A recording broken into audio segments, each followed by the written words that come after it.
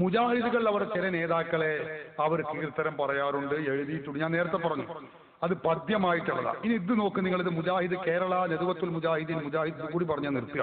Mujahid centre കോഴിക്കോട്ട് 2 നിന്ന് അച്ചടിച്ചു വിട്ടതാണ്. ഇത് അവരുടെ നേതാക്കളുടെ ഒരു മൗലിദ അല്ലെങ്കിൽ അവരുടെ കീർത്തനം നടത്തിയതാവും. എന്താ അതിന് മഹത്വം പറഞ്ഞതാ. വെട്ടം അബ്ദുള്ള ഹാജി എന്ന് പറഞ്ഞ കൂട്ടായി അബ്ദുള്ള ഹാജി എന്ന പേരിൽ അറിയപ്പെടുന്ന മുജാഹിദിന്റെ വലിയ നേതാവായിരുന്നു.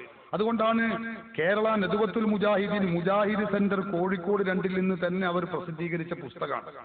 സഹോദരന്മാരെ, ഇയാളെ കുറിച്ച് ഇവരുടെ നേതാക്കൾ എഴുതി വെച്ചിട്ടുള്ള ആശയങ്ങളെല്ലാം കൂടി നമ്മൾ വായിക്കുകയാണെങ്കിലാണ് അവരുടെ നേതാവിനെ അവർ പരിചയപ്പെടുത്തുന്നത് നമുക്ക് കാണാൻ കഴിയുകയും അവരുടെ നേതാവിന് കാര്യമായിട്ടുള്ള പരിപാടി എന്താന്ന് ചോദിച്ചാൽ ഇത് വായിച്ചാൽ നമുക്ക് കാണാൻ കഴിയും.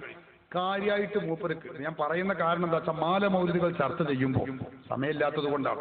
മുജാഹിദ് സാധാരണ കളിയാക്കുന്ന ഒരു പരിപാടിയാണ്. ഇവർ അതിലെല്ലാത്തിലും ഉണ്ടാവും എന്ത് അതായത് ഭക്ഷണം കൊടുത്ത ആളുകൾക്ക് പ്രത്യേക ഒരു ദ്വാ ഉണ്ട് നമ്മളെ പല മൗലിദുകളിൽ. അപ്പൊ പറയും ഇതൊക്കെ ഭക്ഷണം ശാപ്പാട്ട് രാമന്മാരെ കിട്ടാൻ വേണ്ടിയുള്ള ഉണ്ടാക്കിയ ഒരു പരിപാടിയാണ്. അതുകൊണ്ടാണ് ഭക്ഷണം കൊടുക്കുന്നവർക്ക് പ്രത്യേക ദ്വാ മാലയിലും മൗലിദിലും ഒക്കെ ഉണ്ടാകുന്നത് എന്ന് പറയാറുണ്ട് സാധാരണഗതിയിൽ. അതുകൊണ്ടാണ് ഞാനത് ഓർമ്മപ്പെടുത്തുന്നത്. മുജാഹിദുകൾ അവരുടെ ഒരു നേതാവിനെ കുറിച്ച് കാര്യമായി അവരുടെ മുജാഹിദ് സെന്ററിൽ നിന്ന് അച്ചടിച്ചു വിട്ട പുസ്തകമാണ്. അതിൽ കാര്യമായി അവരിതിൽ പറയുന്നത് തന്നെ എന്താന്ന് ചോദിച്ചാൽ ആ നേതാവിന്റെ വെട്ടം അബ്ദുള്ള ഹാജി എന്ന ഈ നേതാവിന്റെ മഹത്വമാണ്. കാര്യമായിട്ട് അയാളുടെ മഹത്വം എന്താന്ന് വെച്ചാൽ ഭയങ്കര തീറ്റന്റെ കാര്യത്തിൽ മൂപ്പരെ കവച്ചു വെക്കാൻ ഒരാൾക്കും കഴിയില്ല. മുജാഹിദുകൾ അങ്ങനെ കവലകളിൽ വന്ന് പറയും ഞങ്ങൾ നിങ്ങളോട് കൂലി ചോദിക്കുന്നില്ല, ഞങ്ങൾക്ക് കൂലി അള്ളാഹു മാത്രമാണ് നൽകുന്നത് എന്ന് മുജാഹിദ് പറയും. അതേസമയം സുന്നികളോ, സുന്നി പണ്ഡിതന്മാർക്ക് ആട് വേണം, കോഴി വേണം, ബിരിയാണി വേണം, കാശ് വേണം എന്ന് പറഞ്ഞിട്ട് അവരിങ്ങനെ പറയുന്നത് കാണാം. അവർക്ക് കിട്ടുന്നുണ്ടോ ഇല്ലേ അതിപ്പോ ഞാൻ പറയുന്നില്ല. മുജാഹിദ് പിളരാനുള്ള കാരണം തന്നെ വിദേശ ഫണ്ട് ഓഹരി വെക്കുന്നതിലുള്ള കശപിശയാണെന്ന ആ പരസ്യമായ രഹസ്യം അതെല്ലാവരും അറിഞ്ഞിട്ടുണ്ട്. അത് എഴുതിയ പുസ്തകം ഞങ്ങളുടെ കൈവശമുണ്ട്. അപ്പൊ അതൊക്കെ അവിടെ നിൽക്കട്ടെ. ഞാൻ പറയുന്നത് ഞങ്ങൾക്ക് കോഴിയില്ല, ആടില്ല എന്ന് മുജാഹിദ് പറയും. എന്നാ ഒരു നേതാവിന്റെ കഥ, മുജാഹിദ് ഇറക്കിയ ഒരു നേതാവാണ് ഈ നേതാവ്. ഇയാളെ കഥ ഞാൻ പറയാം. അയാൾ പറയും നോക്കിയാൽ വയലിന് പോകുന്നതിന് മുമ്പ് ഹാജി നന്നായി തിന്നും, കഴിഞ്ഞു വന്നതിന് ശേഷവും നല്ല വണ്ണം തിന്നണം. മൂപ്പര മഹത്വം. മൂപ്പർക്ക് വാങ്ങി പോകുന്നതിന് മുമ്പ് വയറ് നിറച്ച് തിന്നണം, വന്ന് കഴിഞ്ഞതിന് ശേഷം മൂപ്പർക്ക് തിന്നണം. നമുക്കൊക്കെ ആകഞ്ഞ് കിട്ടിയാൽ തന്നെ എന്താ ഉള്ളത്, വാഴ് കഴിഞ്ഞിട്ട് വല്ലതും കിട്ടും.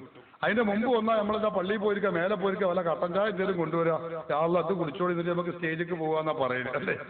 അപ്പൊ ഞാൻ പറയുന്നത് എന്താ, അതിന് കഴിഞ്ഞാൽ വല്ലതും കിട്ടും. എന്നാ ഇയാൾക്ക് അങ്ങനെ പോരാ. വാതിന് പോകുന്നതിന് മുമ്പും നന്നായി തിന്നണം, കഴിഞ്ഞു വന്നതിന്റെ ശേഷവും തിന്നണം.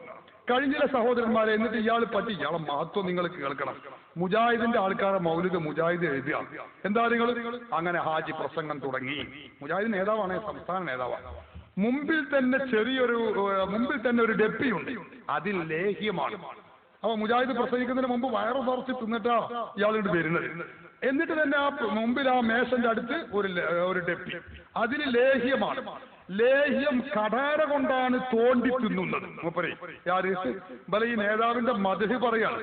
മൂപ്പര് ലേഹം കഴിക്കാൻ അങ്ങനെ കടാര എടുത്തിട്ട് അതുകൊണ്ടാ തിന്നരും. പ്രസംഗത്തിനിടയിൽ ഇടയ്ക്കിടെ ഹാജി ലേഹ്യം തിന്നുന്നത് കൗതുകത്തോടെ ഞങ്ങൾ നോക്കി നിൽക്കാറുണ്ട്. അത് കൗതുകം തന്നെയല്ലേ. ലേഹം കൊണ്ട് കടാര കൊണ്ട് ലേഹം തിന്നാന്ന് പറഞ്ഞാല് ആ ബൈക്ക് പിന്നെ ഒരു മനുഷ്യൻ അടുക്കോ സഹോദരന്മാരെ. ഉളുപ്പില്ലാതെ ഇയാൾ എന്ത് ചെയ്യാ പരസ്യമായിട്ട് ലേഹം കൊണ്ട് ലേഹം കടാര കൊണ്ട് ഇങ്ങനെ തിന്നുന്ന രംഗങ്ങൾ ആലോചിച്ച് നോക്കാണ്.